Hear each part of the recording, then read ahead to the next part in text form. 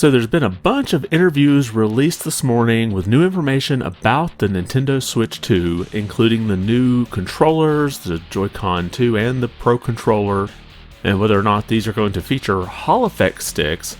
We also have some answers to pricing when it comes to several games and those upgrade packs for the Switch 2 versions. And will Nintendo finally bring achievements to the Switch 2? Hey everyone, welcome back to the channel. So first let's dive into the Hall effect sticks. Now if you're not familiar with the Hall effect, I'm not going to go into all the physics behind it. Just understand that Hall effect sticks use a magnet in order to track the stick, so you don't have any physical contact being made across a sensor, which would lead to some wear and tear and can cause stick drift, which basically means your controller will kind of think that the stick is slightly off center and want to move the character on the screen even though you're not moving the stick at all. And the original Switch Joy-Cons suffered from this quite a bit. There's been like some class action lawsuits about it, and Nintendo's been kind of quiet as to what they're going to do when it comes to, say, the Joy-Con 2 controllers. Well, we have an interview by Nintendo Life with Nate Bihldorff, who is the Senior Vice President of Product Development and Publishing at Nintendo of America. And you can see the question and answer here. It starts off, let's jump off the sensitivity stuff and then talk about the stick of the Switch 2 Joy-Con because it feels so different to the original Switch analog stick. So is it a Hall effect stick? Were you inspired by the Hall effect stick? And then you can see his answer here. Well, the Joy-Con 2 controllers have been designed from the ground up. They're not Hall effect sticks, but they feel really good. Did you experience both the Joy-Con and the Pro Controller? And of course they answer back both. And then Nate expands on his answer here. He says, so I like both, but the Pro Controller, for some reason, the first time I grabbed it, I was like, this feels like a GameCube controller. I was a GameCube guy, something about it felt so familiar, but the stick on that especially. I tried to spend a lot of time making sure that it was quiet. I don't know if you really tried whacking the stick around, but it really is. I'm thinking back to my Smash Brothers days where you just really whack it. The Switch 2 Pro Controller is one of the quietest controllers I've ever played. So even though the Joy-Con 2 and Switch 2 Pro controllers are not going to have Hall effect sticks, it sounds like they really tried to improve the quality of the sticks on this new generation.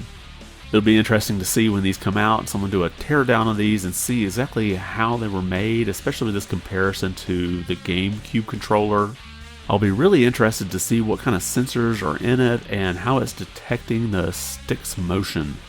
Next, there's been a lot of questions about charging for this Welcome Tour game that feels more like a tech demo.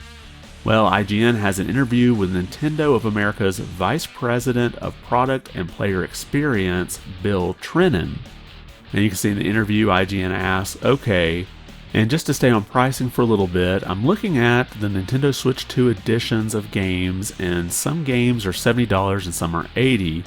That's what it's looking like right now, and some are cheaper than that too. I don't think we know the US price for the Welcome Tour yet, but I think we saw the Japanese prices around $10. And then Trinen responds, yeah, the US price is $9.99 for the Welcome Tour. And then of course IGN asks, is that going to be digital only? And he says, of course, yes. So there's not going to be a physical version of the Welcome Tour, which, you know, it still feels kind of like a tech demo.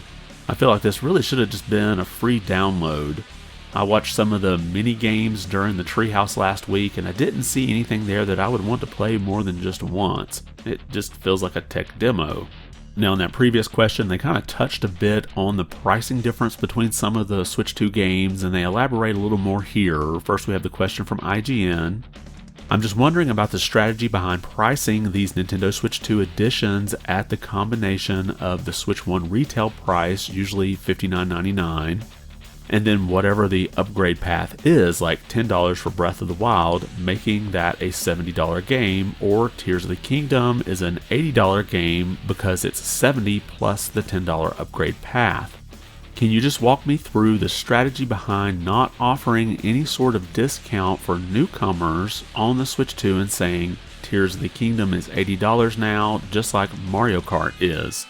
And then we have his response here. Well, again, what I would say is that we just look at each individual game and we look at the content and the value of that game, and then we say, what is the right price for the value of this entertainment? What I would probably counter to some of that is that really what you're looking at is for the Nintendo Switch 2 edition. That's the physical price for somebody that has not bought the base game. For somebody who has bought Tears of the Kingdom or Breath of the Wild, the upgrade packs for those are $9.99. And if you happen to be a Nintendo Switch Online Plus expansion pack member, both of the Zelda upgrade packs are included within that membership. So there's no additional charge for those, but I think overall our general approach is really just focus on what's the content, what's the value, and what's an appropriate price based on that. So from this we can see that the Tears of the Kingdom or Breath of the Wild upgrade packs are just $10 each, but both of those are included in the NSO Expansion pack, which right now is $50 a year. Now there's no mention of some kind of extra charge for, say, Switch 2 use of NSO Plus Expansion Pack, since that does include GameCube games. And I'm still wondering if there will be some kind of third option to add Switch 2 features to NSO, or if Nintendo just wants to increase the price of the expansion pack, which would be rough for people who don't upgrade to the Switch 2, because they would basically be paying for more and not getting any kind of new features. There's also no mention here of whether the upgrade packs will be the same price for other games, like say Kirby and the Forgotten Land, or Super Mario Party Jamboree, or even Metroid Prime 4 Beyond. In fact, the price for the upgrade pack for Super Mario Party Jamboree in Japan suggests it'll probably be $20 in the US. I think of all the games that had these upgrade packs for Switch 1 to Switch 2 versions, Super Mario Party Jamboree did seem to have a lot more content added to it. And while we're talking about price, as far as the price goes for Switch 2 games, we already have seen that Mario Kart World will be $80, yet Donkey Kong Bananza is priced at $70. So what will be the price for what you might call a Nintendo big mainline game? Well, we have another interview here at the Washington Post with Doug Bowser, who is Nintendo of America's president, and he was asked about the differences in the price of these games. And you can see his response here. What you see right now is variable pricing. We look at each game, really look at the development that's gone into the game, the breadth and depth of the gameplay, if you will, the durability over time, and the repeatability of gameplay experiences.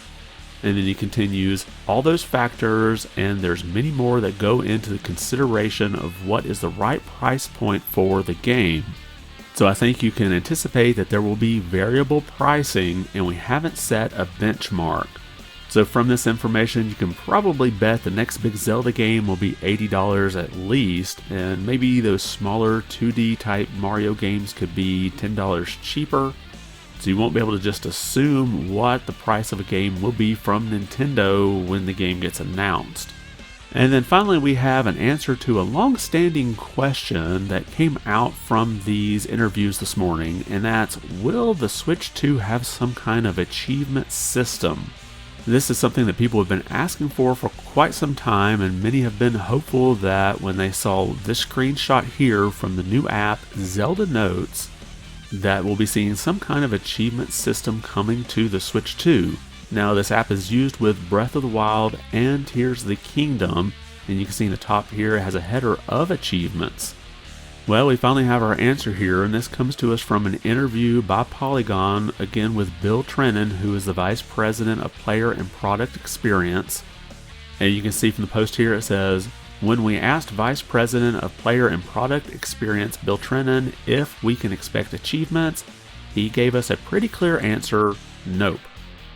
And that's pretty much the whole quote, no elaboration, just nope.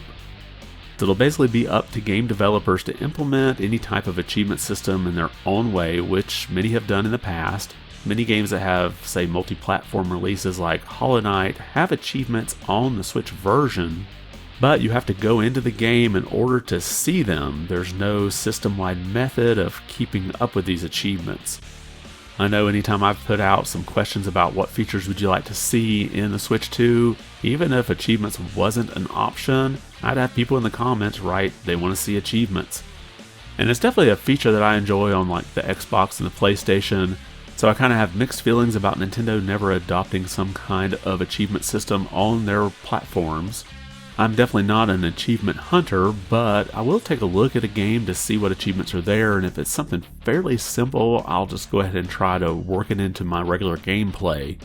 But let me know your thoughts about all this information here. Are you kind of disappointed that the Switch 2 Joy-Cons and Pro Controller won't have Hall Effect sticks? Do you think Nintendo may have fixed the Joy-Con drift another way? And when it comes to pricing for Switch 2 games, aside from not liking the price going up, do you find it confusing with these upgrade packs and pretty much no cap set at what a top game will cost? And are you a person that would like to see some kind of achievement system brought to Nintendo's platforms? Drop your comments below and let me know your thoughts. And if you liked the video, be sure to give it a thumbs up. And if you haven't subscribed yet, consider doing so. It really does help the channel out quite a bit. I want to thank you for watching and be good.